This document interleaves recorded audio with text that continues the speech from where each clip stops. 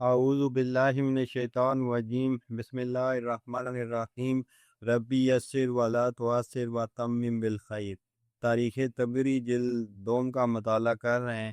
آج کی ایپیسوڈ میں نبوت سے قبل خانہ کعبہ کی تعمیر کے بارے میں بات کریں گے۔ سب سے پہلے آپ سے ریکویسٹ ہے کہ اگر آپ نے ابھی تک اس چینل کو سبسکرائب نہیں کیا اسے سبسکرائب کریں، لائک کریں، شیئر کریں اور بیل آئیکن لازمی پریس کریں تاکہ آپ کو ہر نئی آنے والی ویڈیو کا نوٹیفیکیشن موصول ہو سکے۔ خدیجہ رضی اللہ تعالی عنہا سے شادی کرنے کے 10 سال کے بعد قریش نے کعبہ کو داغ کر پھر بنایا۔ اس وقت آپ کی عمر 35 سال تھی۔ کعبے کے انہدام کی وجہ یہ ہوئی کہ کعبے کی صورت یہ تھی کہ کرسی کے اوپر صرف پتھر چنے ہوئے تھے۔ قریش چاہتے تھے کہ دیوار کو اور بلند کر کے اس پر چھت ڈال لیں، اور اس کی تحریک یوں ہی کہ ہوئی کے بعد لوگوں نے، جس میں قریش اور دوسرے آدمی شامل تھے، کعبہ کے خزانے کو چرا لیا تھا۔ یہ خزانہ کعبہ کے وسط میں جو کنواں تھا اس میں رکھا رہتا تھا۔ کعبے میں 2 ہرن تھے جن کا قصہ یہ بیان کیا جاتا ہے کہ قوم نوح کی غرقابی کے بعد اللہ نے کعبے کو پھر نمایاں کیا اور ابراہیم خلیل اللہ اور ان کے صاحبزادے اسماعیل کو حکم دیا کہ وہ کعبے کو اس کی ابتدائی بنیاد پر بنا دیں۔ چنانچہ ان دونوں نے اسے بنایا، جس پر قرآن شاہد ہے، وَإِذْ يَرْفَعُ إِبْرَاهِيمَ الْقَوَاعِدَ مِنَ الْبَيْتِ وَإِسْمَاعِيلُ رَبَّنَا تَقَبَّلْ مِنَّا إِنَّكَ أَنْتَ السَّمِيعُ الْعَلِيمُ۔ اور جب ابراہیم اور اسماعیل ہمارے گھر کی دیواروں کو اٹھاتے تھے تو کہتے تھے، اے ہمارے رب، تو ہمارے اس خدمت کو قبول فرما، کیونکہ بے شک تو سننے والا اور جاننے والا ہے۔ قبل از اسلام تولیت کعبہ۔ حضرت نوح کے عہد سے کعبے کا کوئی ولی نہ تھا، اسے اٹھا لیا گیا تھا۔ چونکہ اللہ تعالیٰ رسول اکرم صلی اللہ علیہ وسلم کو اسماعیل علیہ السلام کی اولاد میں مبعوث فرما کر ان کو یہ سعادت دینا چاہتے تھے، اس لیے حضرت ابراہیم کو حکم دیا کہ تم اپنے بیٹے اسماعیل کو یہاں آباد کر دو۔ چنانچہ حضرت نوح کے بعد اب حضرت ابراہیم اور اسماعیل علیہ السلام کعبے کی تولیت انجام دیتے تھے۔ اس وقت مکہ بالکل غیر آباد جدی میدان تھا، البتہ اس کے اطراف و اکناف میں جرہم اور عمالقہ بود و باٹ کرتے تھے۔ جرہم کی ایک عورت سے حضرت اسماعیل نے نکاح کیا۔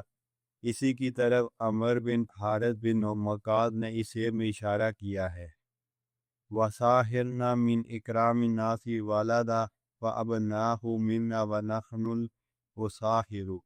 ترجمہ: ہمارے ہاں اس شخص نے شادی کی، وہ اپنے باپ کی وجہ سے معزز ترین شخص تھا، اس کی اولاد ہم سے ہے اور ہم اس کے سسرال والے ہیں۔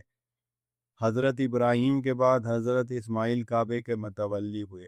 ان کے بعد نبت متولی ہوا، اس کی ماں جرہمیہ تھی۔ پھر نبت مر گیا اور چونکہ حضرت اسماعیل کی اولاد زیادہ نہ تھی، اس لیے پھر جرہم نے کعبے کی تولیت پر قبضہ کر لیا۔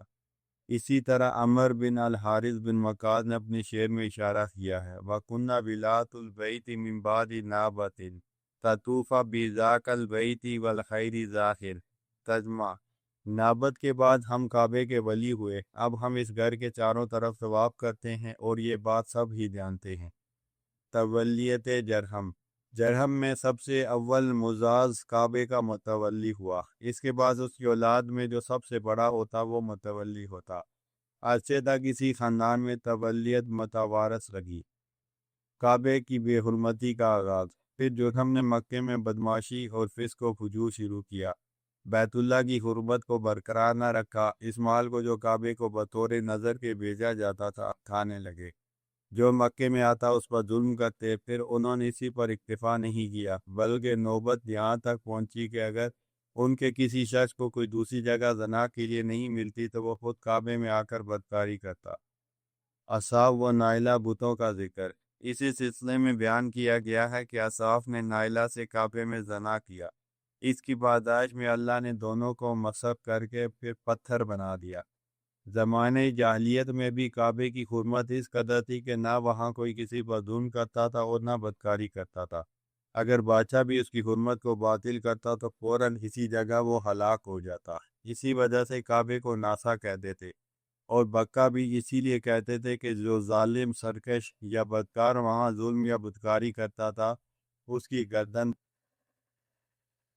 قوم جرہم کی سزا۔ جب جرہم اپنی بدعمالیوں سے باز نہ آئے اور عمر بن عامر کی اولاد یمن سے ادھر ادھر پھیل گئی، ان میں سے بنو حارثہ بن عمر تہامہ آ کر سکونت بدی ہوئے۔ کیونکہ یہ اپنی اصل جماعت سے منقطع ہو گئے تھے، اس وجہ سے ان کا نام خزاعہ ہوا، اور یہ بنو عمر بن ربیعہ بن حارثہ ہیں، اور اسلم، مالک، ملکان بنو افسہ بن حارثہ ہیں۔ اللہ نے جرہم پر جسم پر آبلے پڑنے اور مکثیر بہنے کا عذاب نازل کیا، جس سے وہ فنا ہو گئے، اور اب خزاعہ بھی ان کے بقیہ افراد کو مکے سے نکال دینے کے لیے جمع ہو کر تیار ہوئے۔ ان کا سردار عمر بن ربیعہ بن حارثہ تھا۔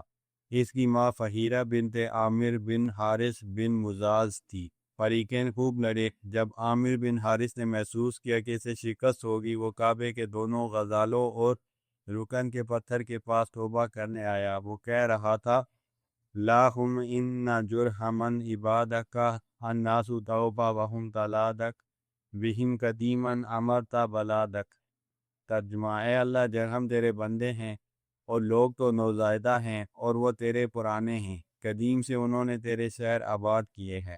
مگر جب اس کی توبہ قبول نہ ہوئی، اس نے وہ دونوں ہرن اور حجرت الرکن زمزم میں ڈال دیے اور اوپر سے مٹی ڈال دی۔ اس لڑائی کے بعد جو جرہم بچے وہ جہنیہ کی سرزمین چلے گئے۔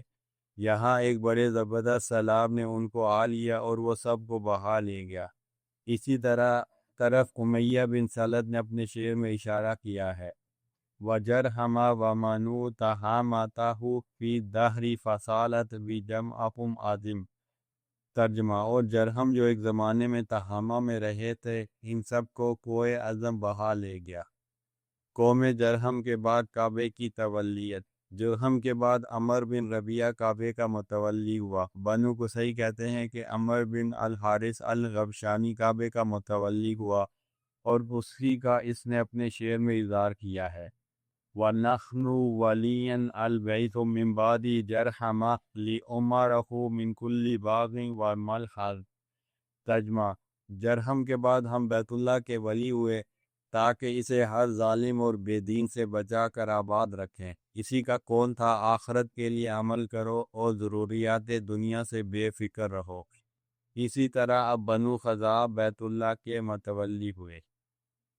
کعبے کی تولیت بنو خزاعہ کے ثبوت۔ البتہ دوسرے قبائل مضر میں 3 خدمتیں باقی رہیں۔ عرفہ سے لوگوں کو حج کرانے لے جانا، یہ خدمت غوث بن عمر کے ثبوت تھی، یہی صوفہ ہے۔ چنانچہ جب عرفہ سے اجازت ملتی تو عرب کہتے اجید ہی صوفہ تھا۔ دوسری خدمت حاجیوں کو قربانی کے دن مینا لے جانے کی تھی، یہ بنو زید بن عدوان کے ثبوت تھی۔ ان میں سے آخری شخص جو اس خدمت کا متولی ہوا وہ ابو سیارہ امیلیہ بن العزل بن خالد بن سعد بن الحارث بن فرائش بن زید تھا۔ اس کی خدمت نسی یعنی مقدس مہینوں کا التوا، یہ کلمس کے ثبوت تھا۔ اس کا اصل نام حذیفہ بن فقیم بن عدی تھا، جو بنو مالک بن کنانہ سے تعلق رکھتا تھا۔ اس کے بعد یہ خدمت اس کے بیٹوں کو ملی۔ آخری شخص جو اس خدمت پر فائز تھا وہ ابو ثمامہ جناح بن عوف بن امیہ بن کلاب بن حذیفہ تھا۔ اب اسلام آیا اور اس نے نسی کی رسم کو مٹا کر مقدس مہینوں کی حرمت کو پھر بحال کر دیا۔